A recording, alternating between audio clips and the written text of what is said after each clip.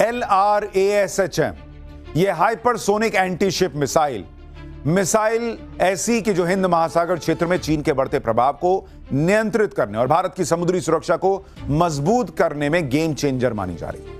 नौसेना के अलावा थल सेना और वायुसेना भी इसका इस्तेमाल कर सके, इसके लिए इस मिसाइल के अलग अलग वेरिएंट को डेवलप किया जा रहा है। सबसे बड़ी बात कि इसकी मारक क्षमता 2.5 गुना करने की तैयारी, यानी 1500 किलोमीटर से बढ़ाकर सीधे 3500 किलोमीटर। इसका वार अचूक होगा इतनी दूरी तक भी, वो भी स्वदेशी तकनीक से। इसलिए चीन पाकिस्तान से लेकर अमेरिका, रूस, ब्रिटेन तक डिफेंस सेक्टर में LRASHM सुर्खियां बटोर रहा है। LRASHM के साथ DRDO की चर्चा उन देशों तक है जो सेल्फ डिफेंस के लिए भारत में विकसित घातक हथियारों पर भरोसा करते हैं। यह दुपोत समंदर में खड़ा हो या रफ्तार भर रहा, भारत का यह सुपरसोनिक मिसाइल उस पर अचूक हमला करने में सक्षम है। हाइपरसोनिक स्पीड में यह इस तरह ग्लाइड करती, यानी हवा में दिशा बदलती है कि दुश्मन के रडार इसकी भनक तक नहीं लगा पाते। जमीन और जहाज के रडारों से भी इसकी दिशा को ट्रैक नहीं किया जा सकता। इसलिए इसे भारत का राष्ट्र गर्व कहा जा रहा है। और यहां पर चीन की भी बात कर लूं, चीन के पास DF-21D जैसी कैरियर किलर मिसाइलें हैं। उसने 2010 में इन्हें बना लिया था और उसी के बाद हिंद महासागर में वो अपनी मौजूदगी जताने लगा था। युद्धाभ्यास के नाम पर पाकिस्तान के ग्वादर पोर्ट पर चीनी युद्धपोत पहुंचने लगे थे। LRASHM anti ship hypersonic missile की खबर ने अब चीन की नेवी को भी अलर्ट कर दिया है। वो भी जानते हैं कि अगर भारत ने इस मिसाइल को दाग दिया तो फिर उनके युद्धपोत की समुद्र में समाधि बन जाएगी। इस हाइपर मिसाइल ने भारत को वो ताकत दे दी है जो चीन को मलक्का स्ट्रेट के मुहाने पर रोक देगा। मलक्का स्ट्रेट वही इलाका है जहां हिंद महासागर प्रशांत महासागर से मिलता है।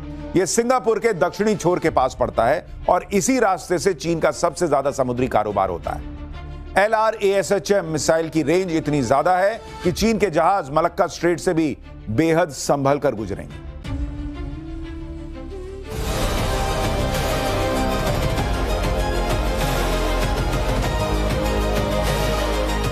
चीन की नजर लंबे वक्त से हिंद महासागर पर है, जो दुनिया का तीसरा सबसे बड़ा महासागर है। 7 करोड़ वर्ग किलोमीटर से ज्यादा बड़ा समुद्री इलाका। दुनिया के समुद्री कारोबार का 40% से ज्यादा हिस्सा हिंद महासागर से ही होता है। और दुनिया का सुप्रीम पावर बनने की कोशिश में लगा चीन इसीलिए हिंद महासागर पर नजरें गड़ाए है।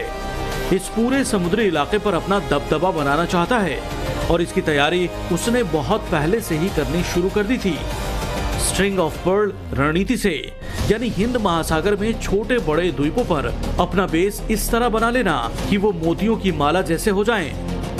चीन की यही प्लानिंग भारत के लिए खतरे की घंटी है, क्योंकि भारत का 95% व्यापार समुद्र के रास्ते से ही होता है। पिछली सरकारों ने चीन की इस प्लानिंग को गंभीरता से नहीं लिया, लेकिन मोदी सरकार ने इसके जवाब में नेकलेस ऑफ डायमंड स्ट्रेटेजी शुरू की, यानी हिंद महासागर में चीन के घेराबंदी का ज्यादा तगड़ा प्लान। भारत ने मित्र देशों के द्वीपों पर पार्टनरशिप में रडार, सर्विलांस, एयरफील्ड और लॉजिस्टिक्स सुविधाएं बनाई, विकसित की।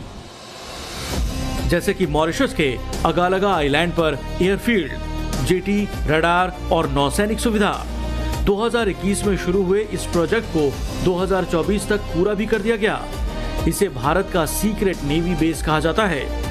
मोदी सरकार ने इसी तरह अफ्रीका से लगे सेशेल्स द्वीप पर समुद्री सर्विलांस का सबसे बड़ा सिस्टम बना दिया, जहां 6 रडार समुद्री गतिविधियों पर नजर बनाए रखते हैं। इसी तरह मालदीव में 10 से ज्यादा समुद्री रडार का सर्विलेंस नेटवर्क खड़ा किया गया। इसी तरह मेडागास्कर और श्रीलंका में भी भारत का coastal surveillance radar network active है। यानी हिंद महासागर में चीन की हर हरकत पर अब भारत की नजर है। भारत की घेराबंदी के लिए चीन पाकिस्तान को बड़ा जरिया बना रहा है, बड़ी संख्या में उसे हथियार सप्लाई कर रहा है। जैसे कि JF-17 थंडर फाइटर जेट की 168 यूनिट्स, J-10C फाइटर जेट की 36 यूनिट्स, जिसकी 2022 से डिलीवरी जारी है।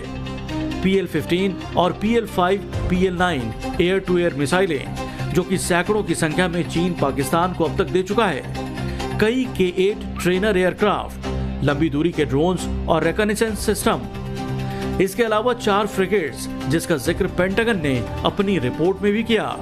हैंगर क्लास सबमरीन्स पाकिस्तान ने 8 ऑर्डर दिए हैं, जिनमें से कुछ की डिलीवरी भी शुरू हो गई है। मिसाइल बोट्स और एंटी शिप मिसाइलें, VT-4 main battle tank, HQ-9, HQ-16 air defence system, A-100 multiple rocket launchers, portable SMS जैसे FN-6 और आर्टिलरी गन्स। ऐसे में भारत की नौसेना में hypersonic anti ship missile LRASHM की तैनाती का मतलब सीधा है चीन के सारे मंसूबे पर पानी फिरना। इसलिए भारत की इस हाइपरसोनिक मिसाइल को आधुनिक ब्रह्मास्त्र कहा जा रहा है। भारत पूरे पाकिस्तान में कहीं भी हाइपरसोनिक स्पीड से आसमान से आसानी से हमला कर सकेगा। हाइपरसोनिक स्पीड की वजह से यह मिसाइल किसी भी एयर डिफेंस सिस्टम से तबाह नहीं की जा सकेगी और इसी वजह से इसे आधुनिक ब्रह्मास्त्र भी कहा जा रहा है। भारत के इस नए मिसाइल की रेंज 1500 किलोमीटर से थोड़ी ज्यादा है और इतनी दूरी तय करने में इस मिसाइल को करीब 8 मिनट लगते हैं। दिल्ली से इस्लामाबाद 676 किलोमीटर, कराची 1079 किलोमीटर, यानी 6 से 7 मिनट के अंदर पाकिस्तान में तबाही पक्की है। पाकिस्तान बॉर्डर पर रखकर यह मिसाइल दागी जाए तो पूरा पाकिस्तान इसकी रेंज में आएगा। चीन से सटी सीमा पर रखकर दागी जाए तो लगभग 45% चीन इसकी रेंज में आ जाएगा।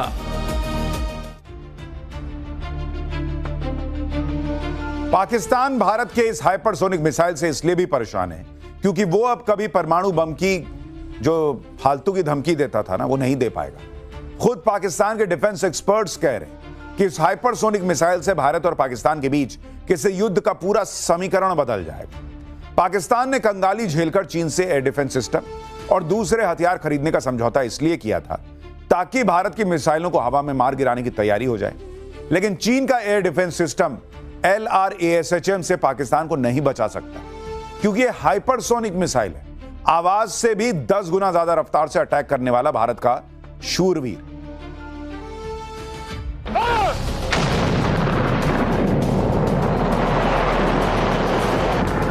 सन 1971 का युद्ध याद कीजिए। जब भारत जीत की कगार पर था, तब अमेरिका ने पाकिस्तान की मदद के लिए अपने परमाणु ऊर्जा से चलने वाले विमान वाहक पोत USS एंटरप्राइज को बंगाल की खाड़ी में भेज दिया था।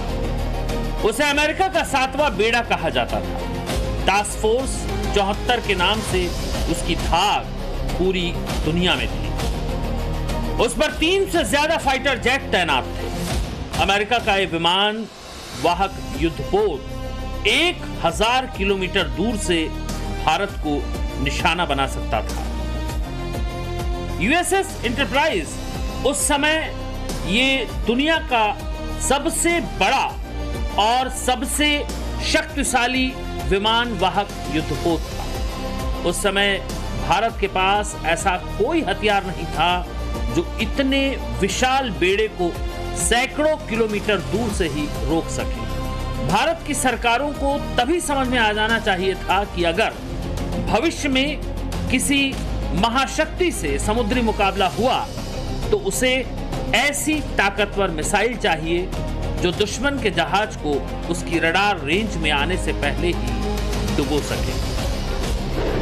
वो प्रचंड ताकत hypersonic anti ship missile LRASHM के रूप में भारत को 54 साल बाद मिली मोदी सरकार में। ये मिसाइल समुद्र में भारत का दबदबा दिखाने की सैन्य रणनीति भी है। इसका संदेश साफ है, अगर आप भारत के समुद्री क्षेत्र में बिना अनुमति के घुसेंगे तो आपको नजर आने से पहले ही नष्ट कर दिया जाएगा। ये मोदी सरकार की सोची समझी सैन्य रणनीति का हिस्सा है, जैसे पिछले 10 सालों में बड़े करीने से गढ़ा गया। भारत के पास ब्रह्मोस मिसाइल तो साल 2005 से है, लेकिन अमेरिका की अगुवाई वाले G7 ग्रुप से मिसाइल टेक्नोलॉजी कंट्रोल रिजीम के कड़े नियमों से भारत बंधा हुआ था और ब्रह्मोस की क्षमता 290 किलोमीटर तक ही सीमित है। रूस चाहकर भी भारत को लंबी दूरी की मिसाइल तकनीक नहीं दे सकता था। मोदी सरकार के आने के बाद यह तस्वीर बदली जब भारत 2016 में एनटीसीआर का सदस्य बना। तब स्वदेशी लंबी दूरी की मिसाइल बनाने का रास्ता साफ हुआ, जो आज hypersonic anti ship missile LRASHM की कामयाबी तक पहुंच चुका है।